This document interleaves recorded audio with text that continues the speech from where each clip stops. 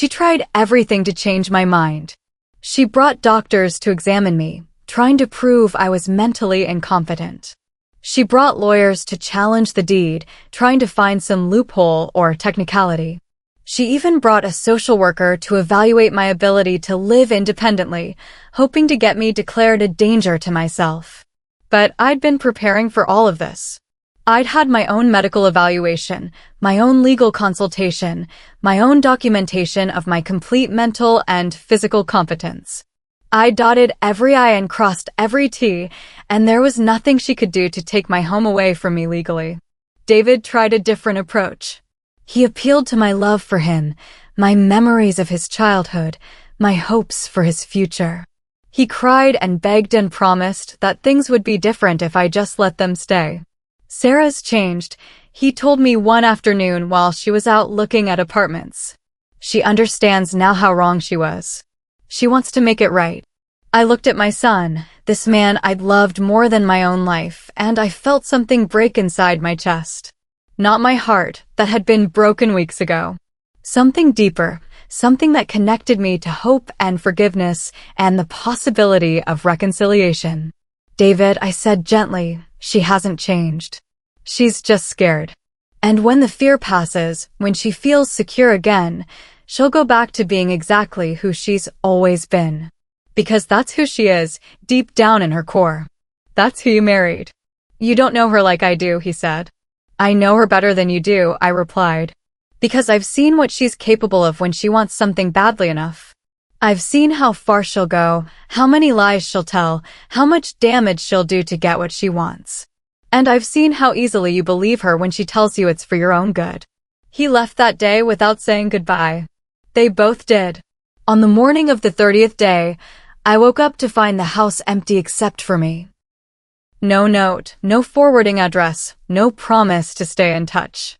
They just disappeared, taking their belongings and their resentment and their version of the truth with them. I walked through my house that first morning alone, room by room, taking inventory of what remained. They'd taken some things that belonged to me, small things, petty revenge for their displacement. A silver picture frame that had been my mother's. A cookbook that had been my grandmother's. A lamp that had been my wedding gift.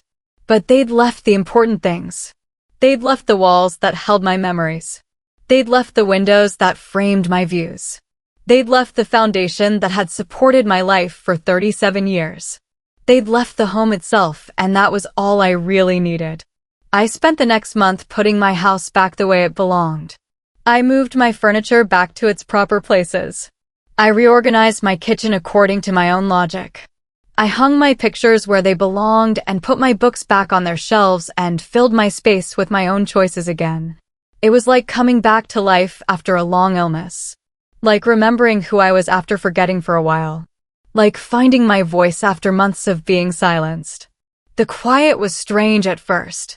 For 3 years, there had always been other people in my space, other voices in my rooms, other needs and wants and opinions competing with mine. Now there was just me, just my thoughts, just my preferences and routines and rhythms. But the quiet wasn't empty. It was full of possibility. Full of choices I could make without consulting anyone else. Full of days I could shape according to my own desires. Full of life I could live on my own terms. I started cooking again, really cooking, making the foods I loved in the ways I'd always made them. I started gardening again, planting the flowers I wanted and tending them the way I'd learned from years of experience. I started reading again, choosing books that interested me rather than books that were improving or educational according to someone else's standards. I started existing again, fully and completely, in my own space and my own skin. The neighborhood slowly came back to life around me. Mrs. Henderson started waving from her garden again. Mr. Park stopped by to chat about the weather and the local news.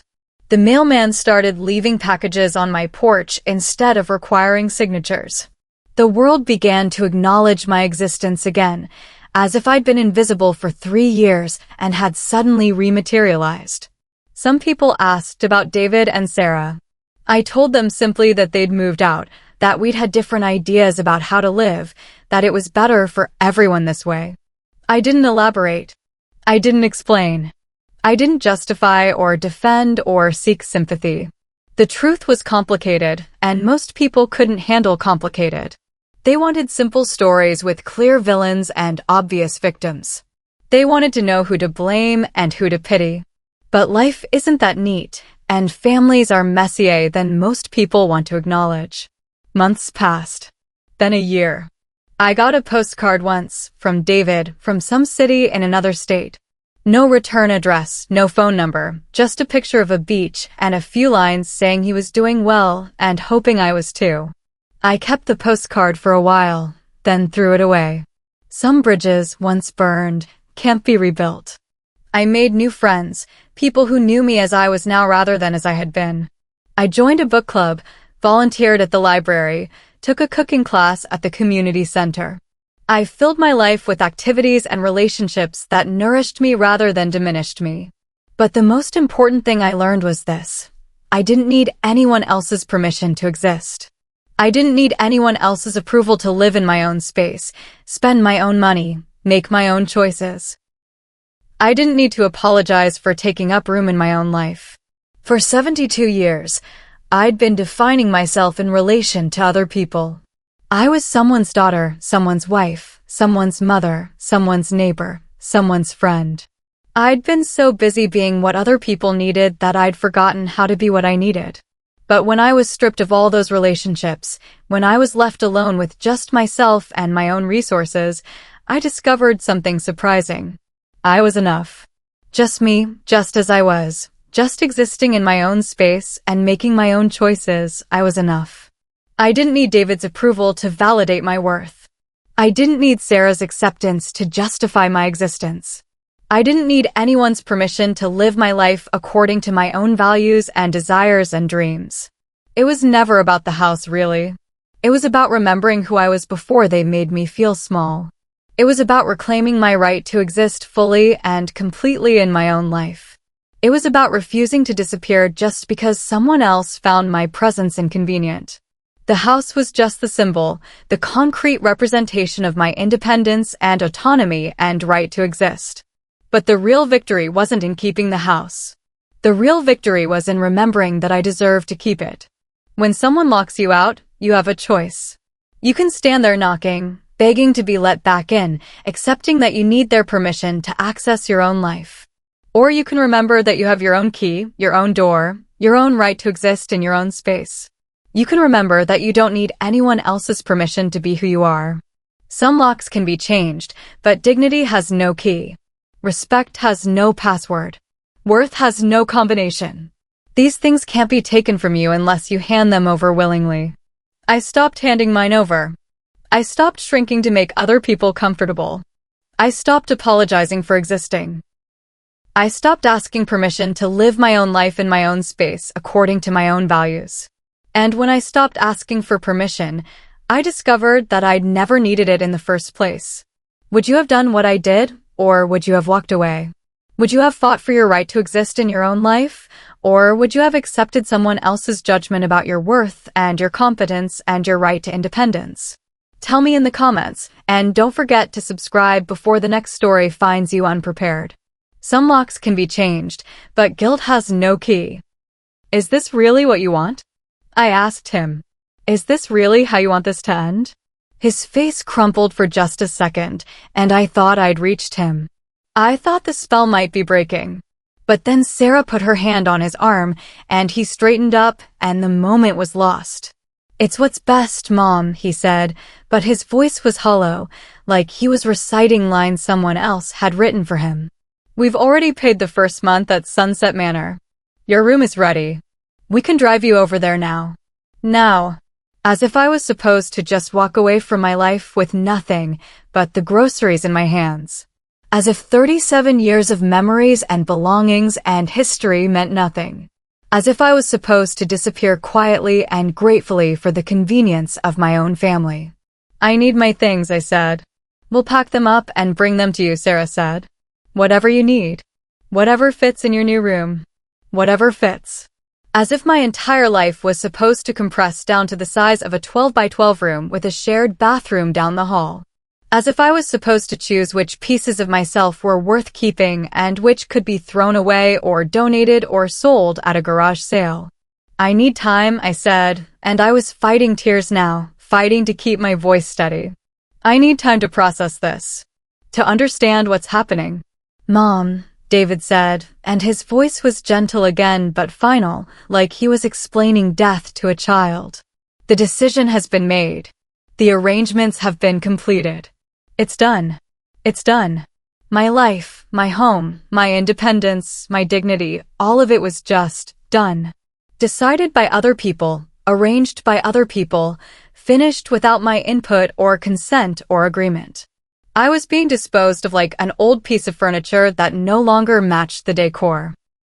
I stood there on my own front porch, holding groceries I'd bought for a birthday cake I'd never get to bake, looking at my son who'd become a stranger and his wife who'd revealed herself to be my enemy. The evening air was cold against my face, and I could smell the honeysuckle I'd planted by the porch steps 20 years ago. Everything around me was mine, was home, was the life I'd built with my own hands and heart. And then Sarah said the words that broke me completely. You're not family anymore.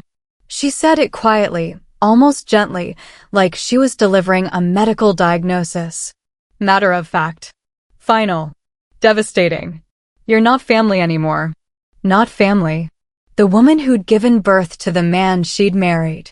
The woman who'd raised him and shaped him and loved him before she was even a thought in anyone's mind. The woman who'd welcomed her into this home and this family with open arms and an open heart. Not family. I think I stopped breathing for a moment.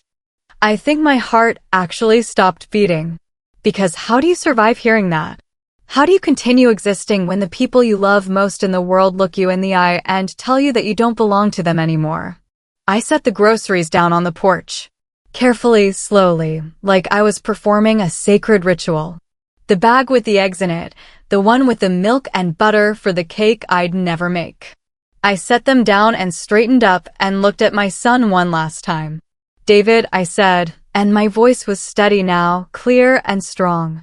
I want you to remember this moment. I want you to remember exactly how this felt, exactly what you chose, exactly what you threw away. Because someday, when you're old and scared and alone, you're going to think about tonight. And you're going to realize what you've done. He flinched like I'd hit him, but he didn't change his mind. He just stood there behind his wife, letting her speak for him, letting her make his choices, letting her destroy his family for him. I turned and walked away.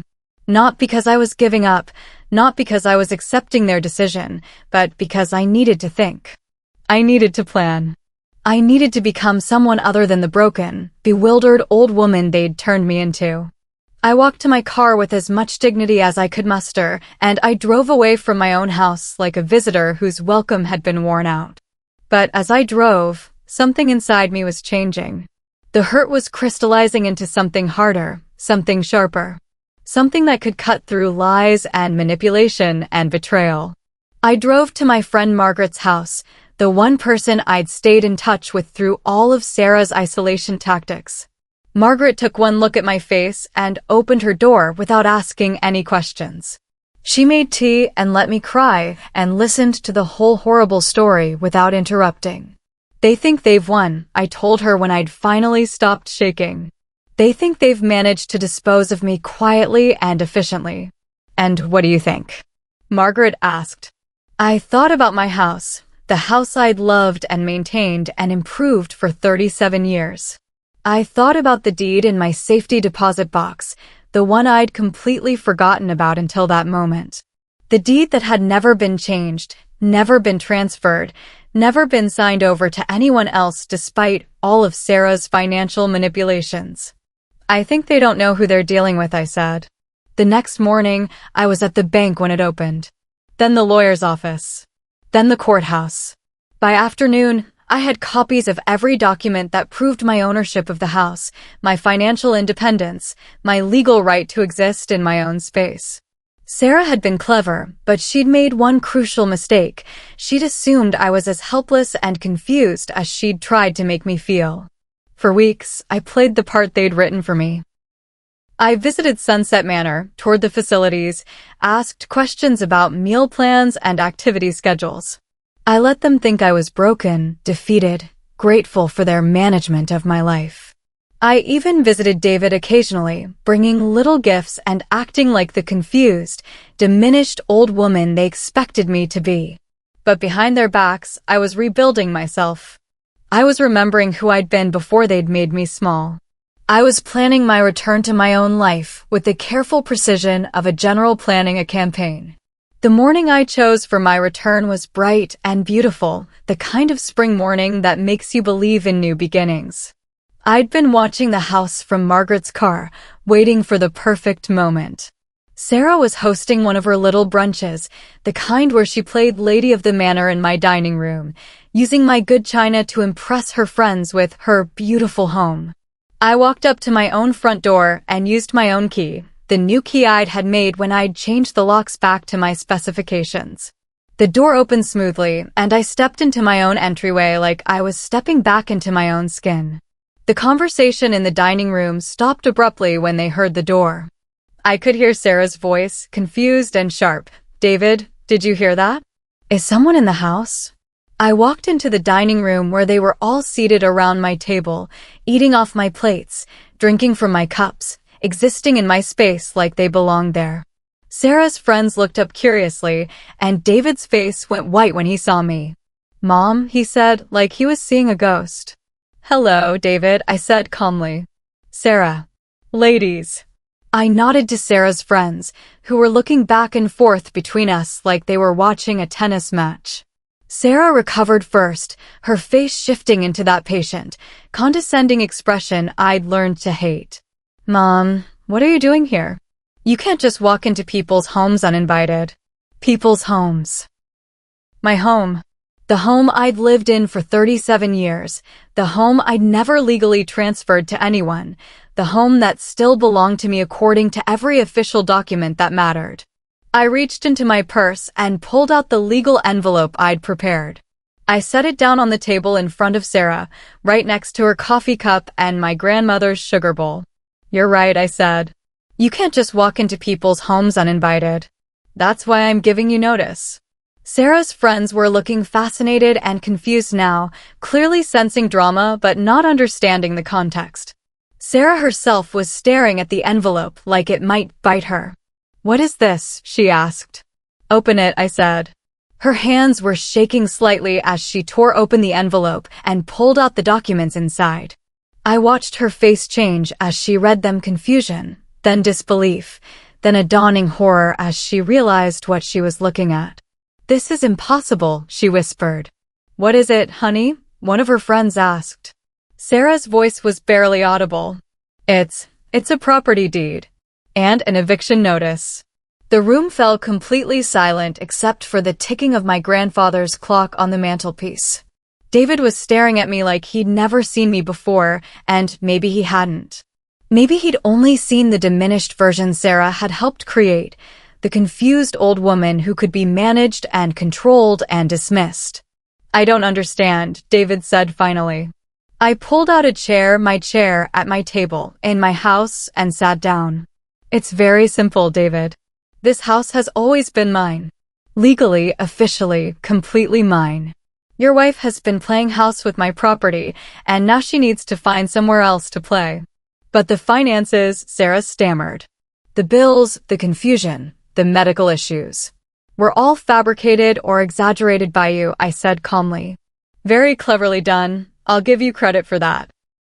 You almost had me convinced that I was losing my mind." Almost. Sarah's friends were staring at her now with a mixture of shock and fascination. One of them, a blonde woman I didn't recognize, spoke up. "Sarah, what is she talking about? You said this was your house." "It is our house," Sarah said quickly, but her voice was panicked now. "We've been living here. We've been paying the bills. We've been taking care of everything." "You've been paying bills with my money," I said. "You've been living in my house without permission. You've been taking care of nothing except your own comfort and convenience."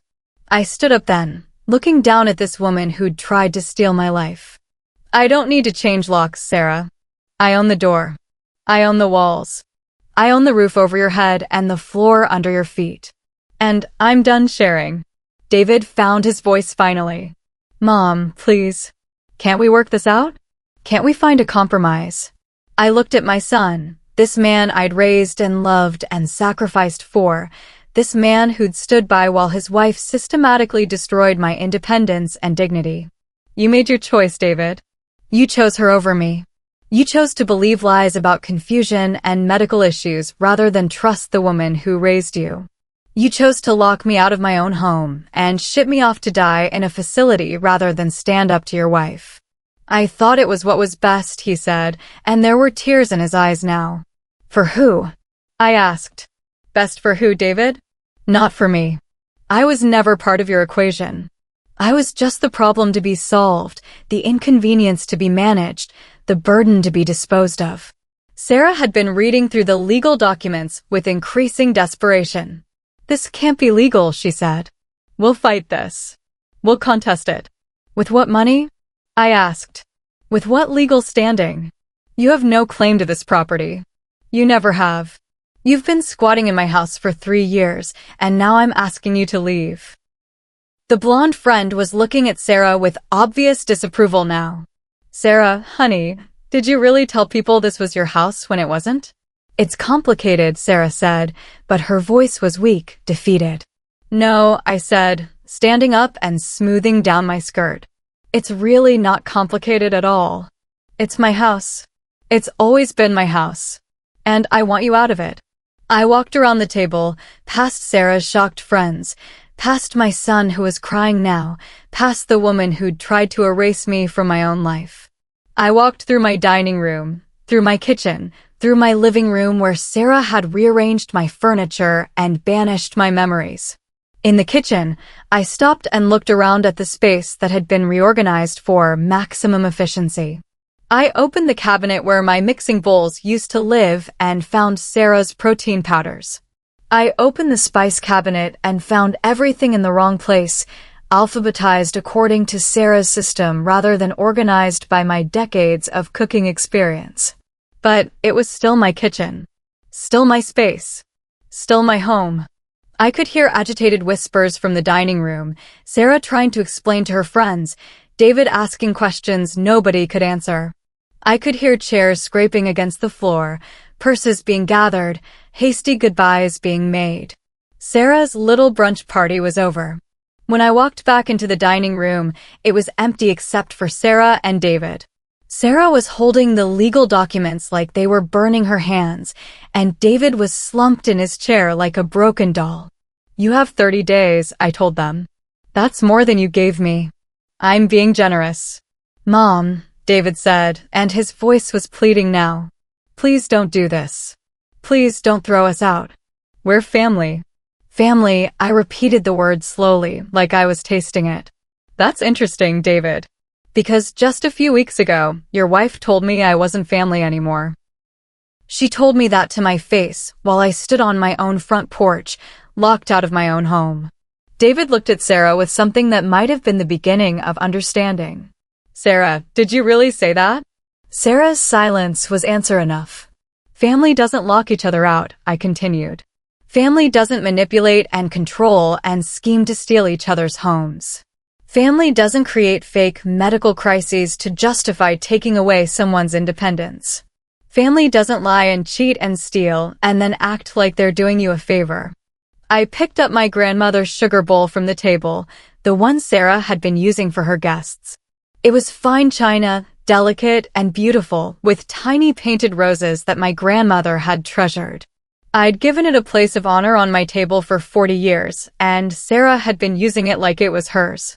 Family is about love and respect and loyalty, I said, cradling the sugar bowl like it was precious. It's not about convenience or control or getting what you want. And if you don't understand that difference, then you're right, we're not family. I turned and walked toward the stairs, toward my bedroom, toward the space that had been mine before Sarah decided to redecorate my life.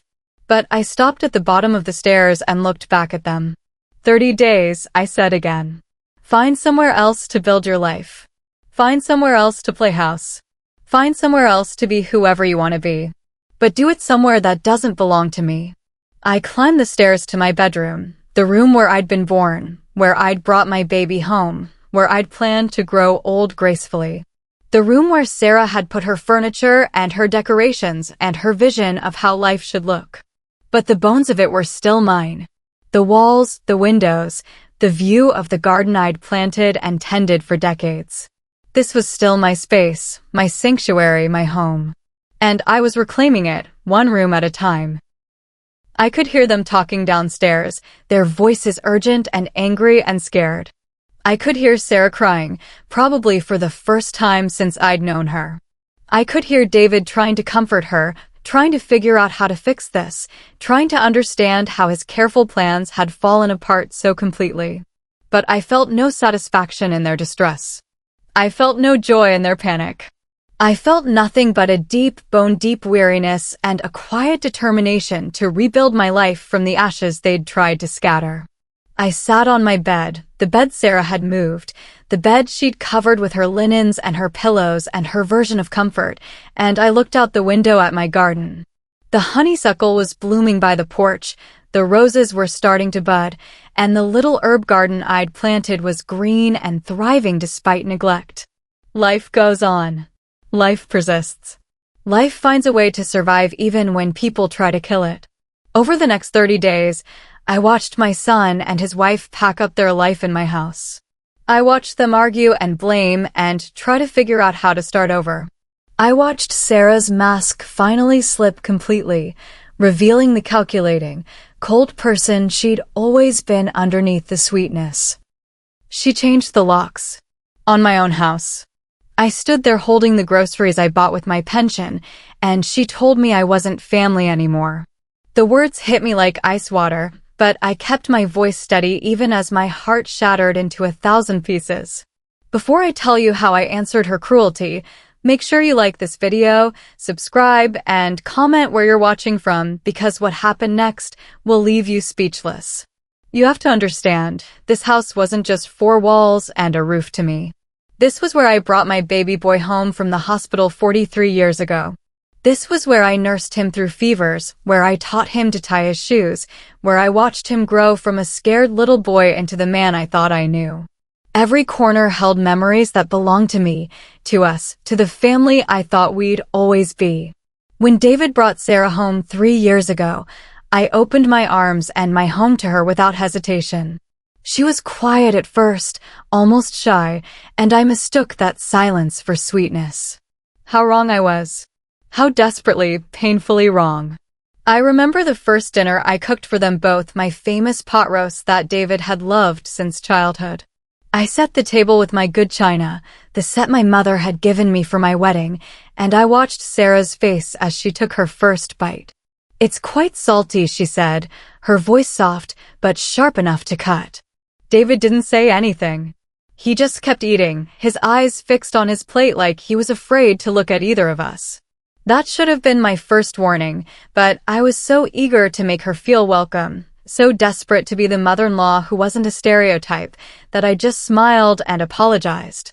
I actually apologized for cooking the same meal that had filled my house with laughter and warmth for decades.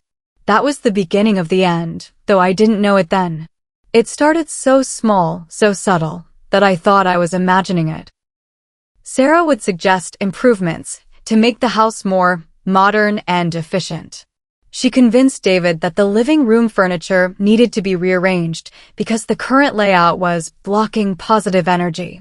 My grandmother's rocking chair, where I'd held David as a baby, suddenly found itself banished to the basement. "It's just temporary, Mom," David said when I asked about it. But his eyes wouldn't meet mine, and I knew with a mother's intuition that nothing about this was temporary. The chair stayed in the basement, gathering dust and abandonment, while I sat on Sarah's cold, minimalist couch that felt like sitting on a stranger's lap. The changes came faster after that. Sarah had opinions about everything. The wallpaper was dated, the carpet was unsanitary, and my habit of keeping the thermostat at a comfortable 72 degrees was wasteful. I found myself tiptoeing through my own home, afraid to touch anything, afraid to exist too loudly in the space where I'd lived for 37 years. But it was the kitchen that broke my heart the most. That kitchen was my sanctuary, where I'd baked birthday cakes and packed school lunches, where I'd cried over divorce papers and celebrated David's college acceptance letter. Sarah decided it needed to be reorganized for maximum efficiency. She moved everything, my spices, my cookware, my coffee maker, to places that made sense to her but felt foreign to me. I'd reach for the salt where it had lived for decades, only to find empty space. I'd open the cabinet where my mixing bowls belonged, only to find Sarah's protein powders and supplements. Every morning became a treasure hunt in my own home, searching for the things that had once been exactly where I needed them. And when I mentioned it, when I dared to suggest that maybe I liked my kitchen the way it was, Sarah would smile that patient, condescending smile and explain how much more logical her system was. "You'll thank me once you get used to it," she'd say, and David would nod along like her word was gospel. I wanted to scream that I'd been cooking in that kitchen since before she was born, that I didn't need a 28-year-old to teach me efficiency in my own home. But I didn't scream. I just smiled and nodded and died a little more inside each day. The isolation crept in like fog, so gradual I didn't notice until I was already drowning in it. Sarah had a way of planning things when I wasn't home, making decisions about my house while I was at my book club or grocery shopping. I'd come home to find new curtains hanging in the dining room, or discover that my collection of ceramic birds, gifts from friends over the years, had been relocated to a box in the garage because they were cluttering the windowsill. "We thought you'd appreciate the cleaner look," Sarah would explain, as if my opinion didn't matter in my own home. And David, my sweet boy who used to defend me against playground bullies, would just shrug and say it looked nice and updated. I started feeling like a ghost haunting my own life. I'd walk into a room and they'd stop talking, or they'd continue their conversation, but somehow make it clear that I wasn't invited to participate. They had inside jokes I wasn't part of, plans they made without consulting me, a whole relationship that existed in the spaces between my presence. The worst part was how they made me feel guilty for existing. If I wanted to watch my evening news program, Sarah would sigh and mention how much she'd been looking forward to that nature documentary. If I planned to cook dinner, she'd already ordered takeout because she knew how tired I must be. Every preference I had, every routine I'd established, every small joy I'd cultivated in my own home became an inconvenience to be managed around. I found myself shrinking, becoming smaller and quieter, trying to take up less space in the house I'd called home for almost 4 decades.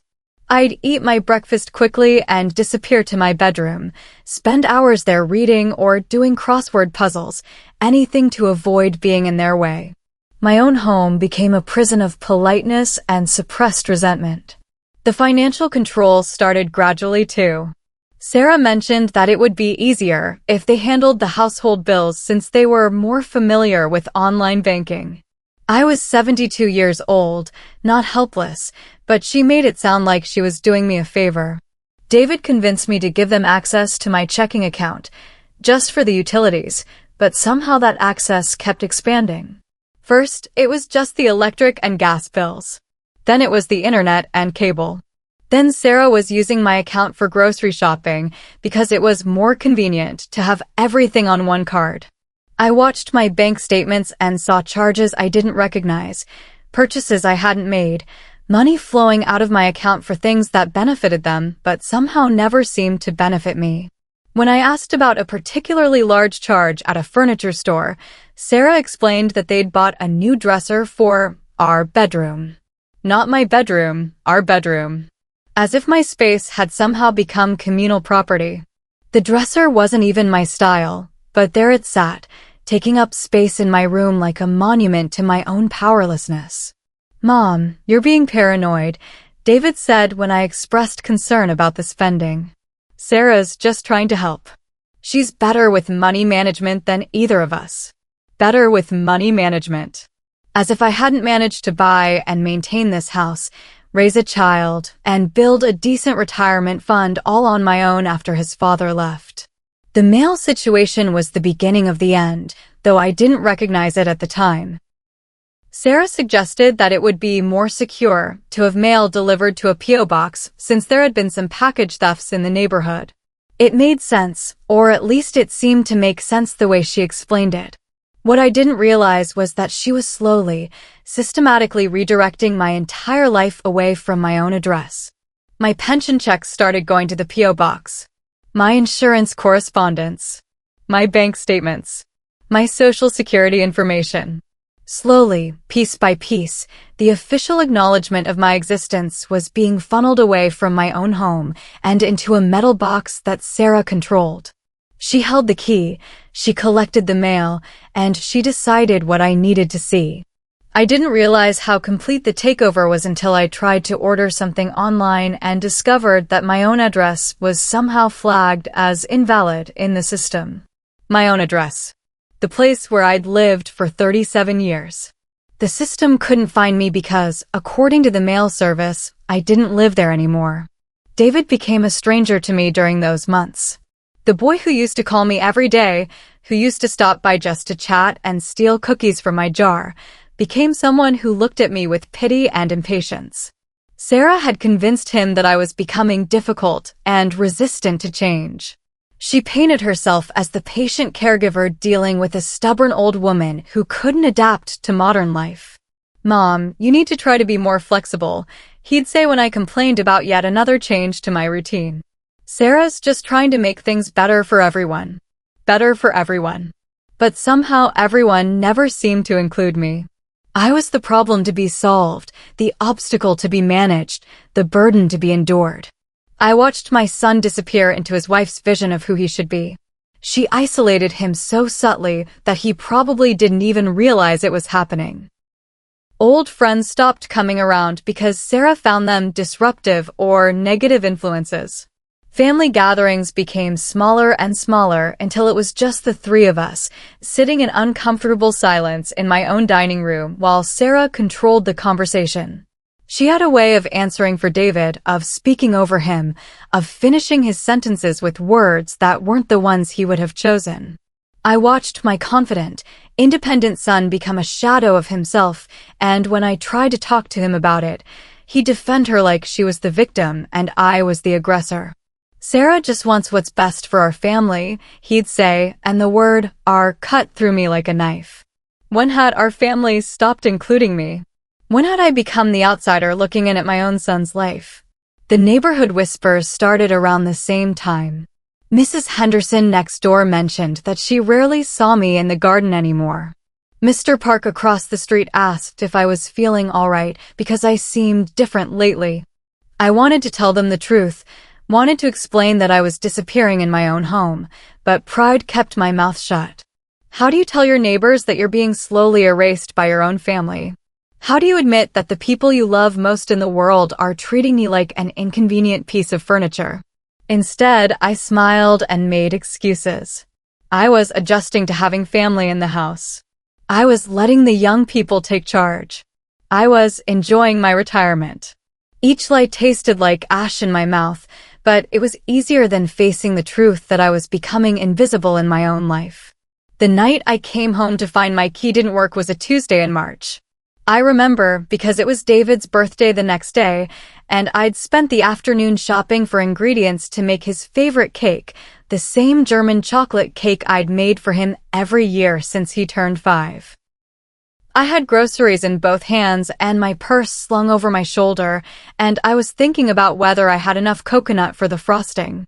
The key went into the lock like it had thousands of times before, but when I turned it, nothing happened.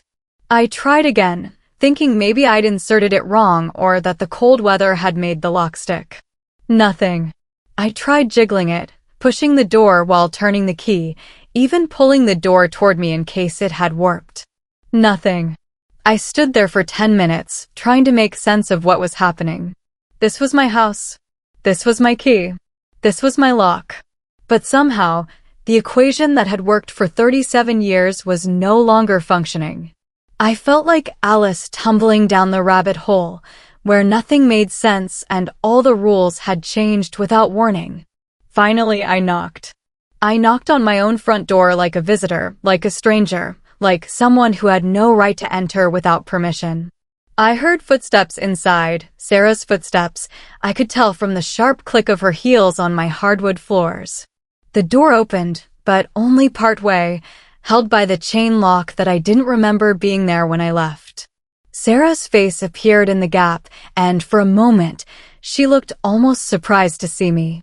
Not guilty, not embarrassed, just surprised, like she'd forgotten I existed. "Oh," she said, "you're back early." Early. I was back early to my own home at 6:30 in the evening. Early from what? Early from where? I'd gone grocery shopping for an hour and a half. When had that become staying out late? "My key doesn't work," I said, trying to keep my voice calm and reasonable. "I think there might be something wrong with the lock." Sarah's expression shifted then, and I saw something in her eyes that made my blood run cold. It wasn't confusion or concern. It was satisfaction. Pure, undisguised satisfaction, like she'd been waiting for this moment and was pleased that it had finally arrived. "We changed the locks," she said simply. "For security reasons." Security reasons. I stood there holding my groceries, my arms aching from the weight, and tried to process those words. "We changed the locks." We. As if I had somehow been involved in locking myself out of my own home. As if this was a decision we'd made together. "We."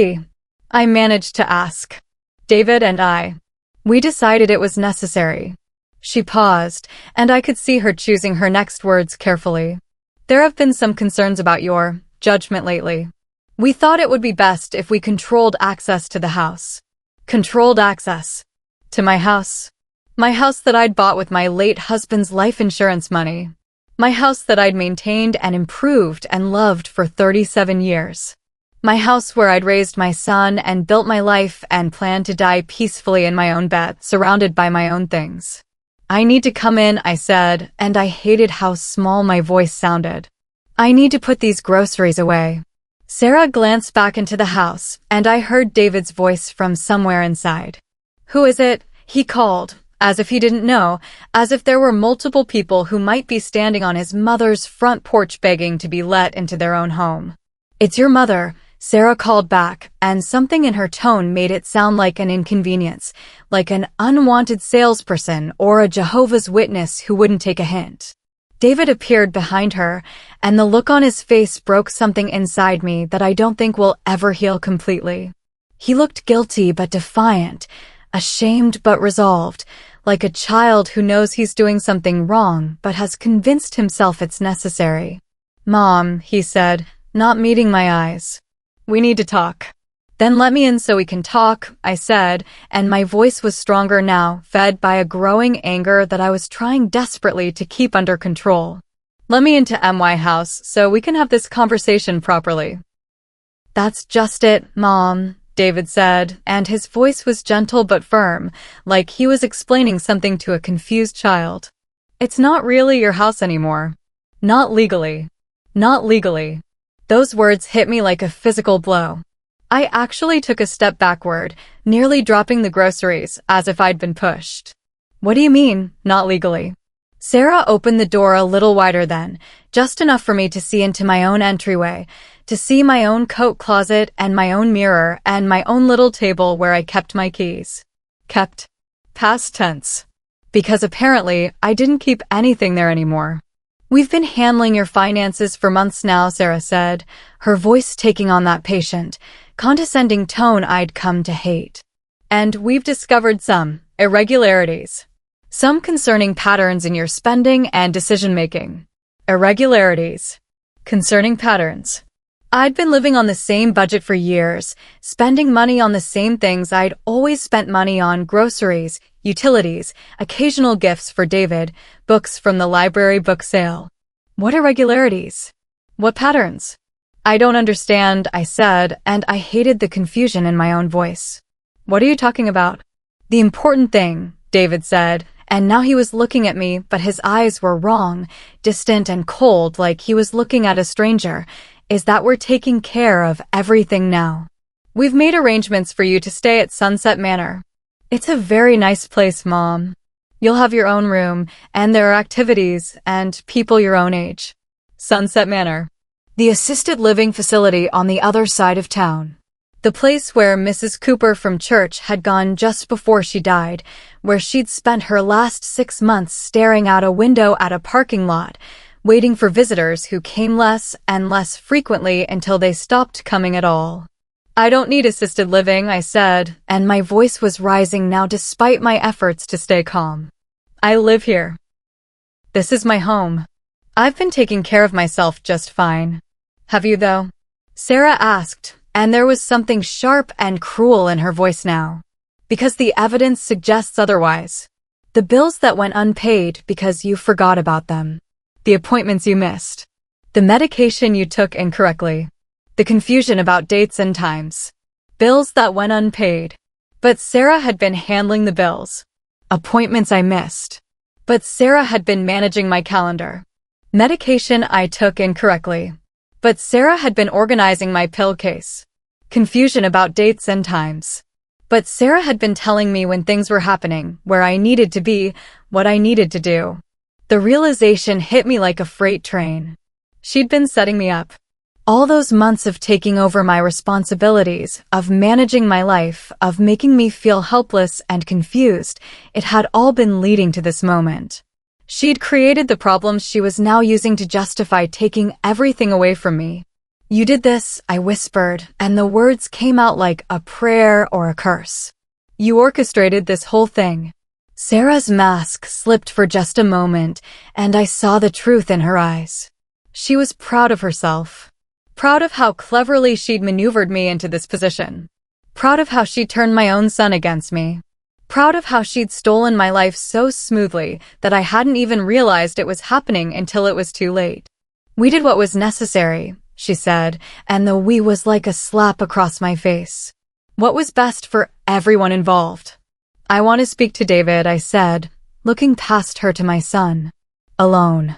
I think it's better if I stay, Sarah said quickly. David can get emotional about these kinds of decisions, and I help him stay focused on what's practical. David can get emotional. About his own mother. About the woman who gave birth to him and raised him and loved him unconditionally for 43 years. And his wife thought that was a problem to be managed. David, I said, ignoring Sarah completely and speaking directly to my son. Look at me. He met my eyes reluctantly, and for just a moment, I saw a flicker of the boy I'd raised. The boy who used to crawl into my bed during thunderstorms. The boy who'd cried when he accidentally stepped on a butterfly. The boy who'd hugged me so tightly when he graduated college that he'd lifted me off the ground.